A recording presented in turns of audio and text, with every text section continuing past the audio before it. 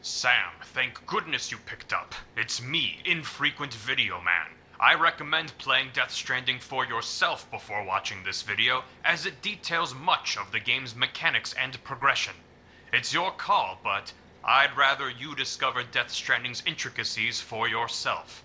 And while you might be pleased to learn there are no plot spoilers here, be warned, there's no telling what might lie in wait in the comments section. Tread carefully, Sam.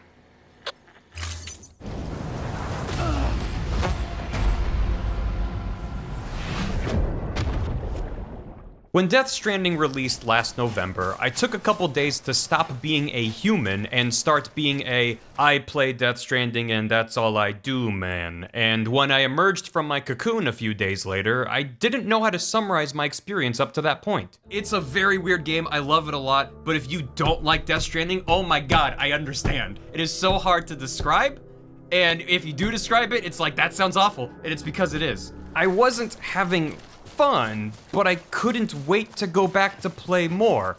And while yes, Kojima's name on the box was a big part of why I was comfortable dropping $60 on a game that I understood less of the more I saw, that wasn't the reason I was compelled to keep playing. In spite of how tedious I found it, I wanted to keep on walking. Because that's what Death Stranding is, right? A game where all you do is walk, with your baby, and boxes, and sometimes ghosts? You have a gadget that scans the terrain so you can be better at walking. Sometimes it rains and you get mad because now you're less good at walking. There are humans that want to steal your packages and upset your baby, but instead of taking them head on, I'm gonna choose to go walking. After a couple hours of delivering packages and walking around, you'd be excused for noping out and not looking back. And that's because the opening of this game is not great. We can probably agree the intro of a game is crucial. Like many other kinds of media, you need to capture your audience's attention, introduce characters, establish stakes, set the tone. But games additionally need to teach mechanics, controls, rules, systems. It's a difficult balancing act between pacing out all the necessary beats and getting the player up and running as quickly as possible. This gets exponentially more complex with each new thing crammed into a game. The best intros manage to hook the player right away while weaving much of the essential setup throughout. Maybe you get a taste of your super-powered future before tumbling back to square one. Or it's a simple tutorial to fast-track the player to the actually interesting part of the game. Or it's a highly scripted spectacle that gradually passes off more control to the player over time. Point is, there are many ways to transition the player smoothly into the experience. Ways that are good and neat and fun. Death Stranding takes the uncommon route of starting with the most boring version of its gameplay and letting you trudge through it for a long time. It's like playing a Metroidvania game where for the first dozen hours all you have is a rock you can toss at enemies, and you have to walk over and pick it up after every single throw. Does it help you appreciate all the neat abilities you get later on? Absolutely, but why do I gotta pick up my own dang rock? There are plenty of terrible ways I could be spending my time, like tweeting literally anything, or analyzing this graphic from the latest Kingdom Hearts trailer. Nope, I'm out. You're not dragging me back into that. But what's the deal with those little boxes? Here's the thing. I found Death Stranding's progression unique compared to other games with slow starts, which makes that rock throwing example kind of fall short. Oops, I made a straw man. Without a doubt, you start with the most boring version of Death Stranding, like I'm probably not the only one who went through the 5 stages of grief. There's no way all you do is walk. What the hell? All you do is walk? Please, oh please, just give me a gun.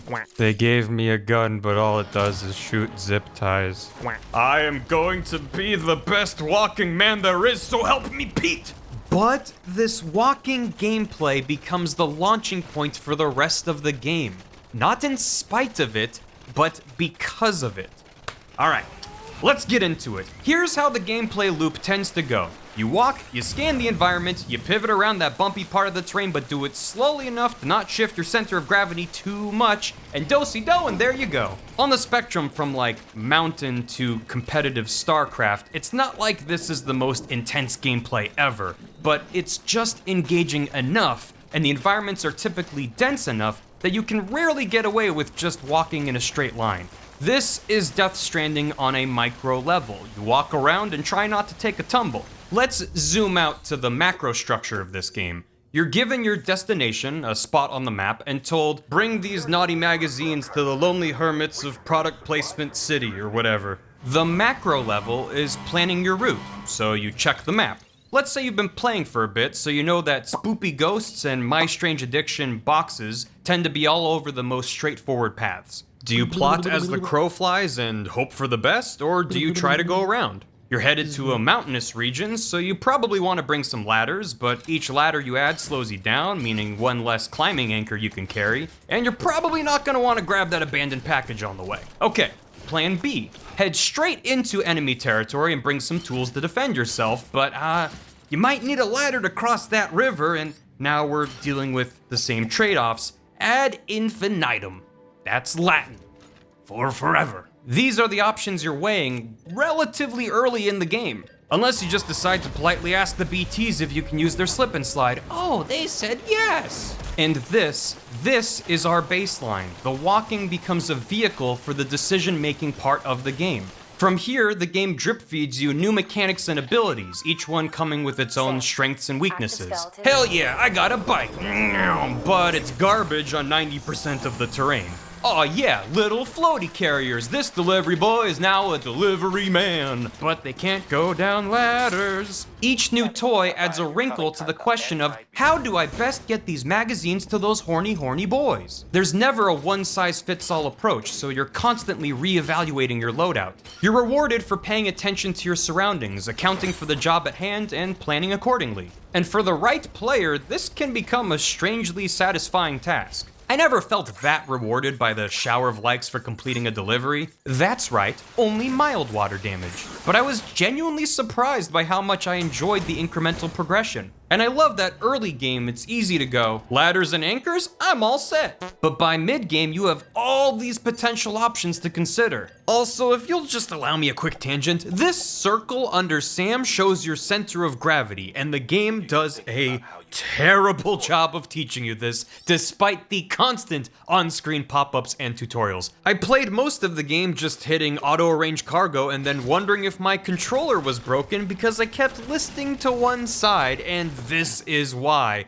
Look at this circle, look at it. Okay, tangent over. Death Stranding evolves with each step you take. As I progressed further into the game, I was still confused and scared and no longer questioning what I was delivering. Sam, you gotta get these cat jungle gyms and miniature porcelain hats over to the...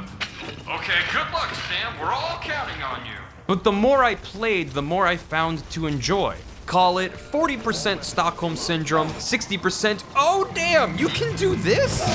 And that takes us at last to the online component. The network that Sam is tasked with installing at the outset of the game becomes a key factor in how the game evolves over time. Once you start plugging in some Ethernet cables, the world comes to life, chunk by chunk. Almost every way online players can interact with one another is a net positive, or at worst, net neutral. And the way it's implemented is just so elegant, oh my god. It might not look it, but this is what elevates Death Stranding to a class of its own. Whenever you're operating in an online sector, everything you do becomes this weird little group project. Even though you're mostly acting in your own entirely selfish interests, every ladder you plonk down or bridge you build has a good chance of helping someone else down the road. And you get a little notification whenever someone interacts with one of your structures, which, for an asynchronous multiplayer game, goes a long way towards connecting you to an online population you never see.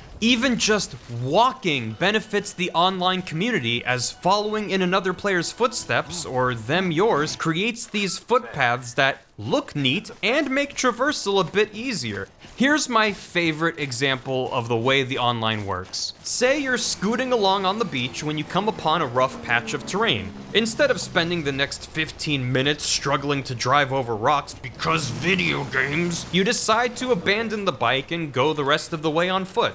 But now, think of a player headed back in the opposite direction. For that player cresting over a mountain of rocks, that bike is positioned exactly where it's most useful. And this happens all the time. Whoa! As you expand the network, the end game sees a shift in focus to infrastructure like roads and zip lines. Roads are a soft collaboration with multiple people providing the materials to get them up and running, whereas the zip lines feel like a truer version of the collaborative ideal. Climbing a mountain to add a stop to someone else's zipline route and getting tons of notifications is one of the most satisfying experiences I've ever had in an online game. Ooh, give me that social media dopamine rush. Oh, New York Times, give it to me. So now we have the whole progression of the game in mind. Early game is walking and oh good, I've been eaten by a ghost. Mid-game is, hey, I've got myself a nice little loop, I'm learning which tools to bring when, how to balance my cargo literally and figuratively, and oh good, I've been eaten by a ghost. Endgame is, how do I best work with an invisible online collective to play the game as little as possible? Also, suck it, ghosts, you can't reach me from up here, BB like that.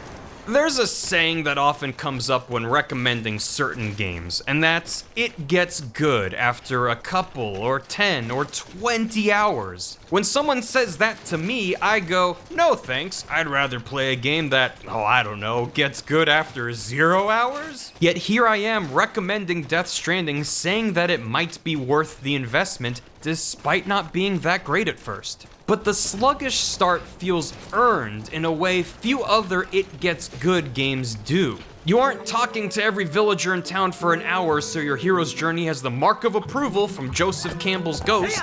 The opening provides the foundation for the rest of the game. It makes the progression all the more rewarding and, as a bonus, seamlessly ties into the game's story and themes. It's not just for the sake of the narrative. Does it have to be so tedious? Kinda, yeah.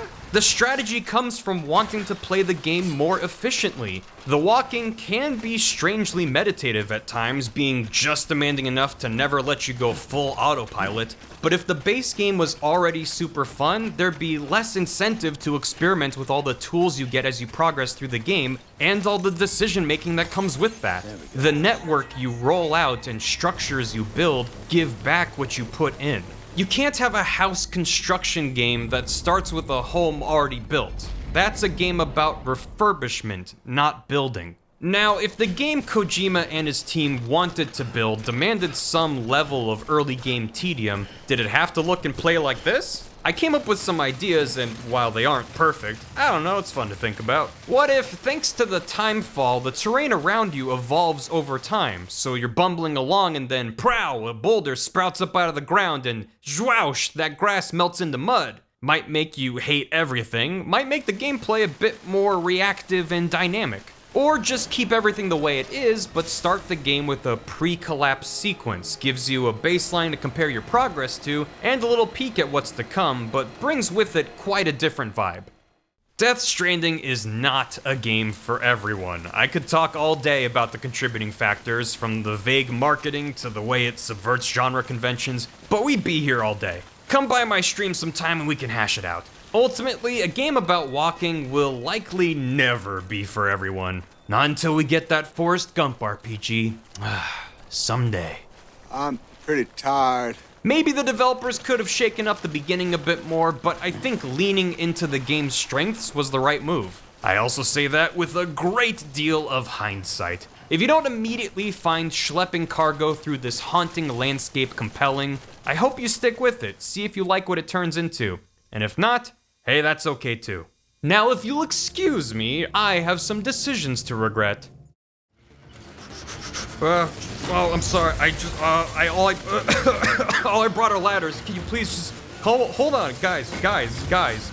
Guys, calm down. All I brought are ladders. I did not come prepared, okay? That's on me. I take full responsibility. Stop throwing stuff at me.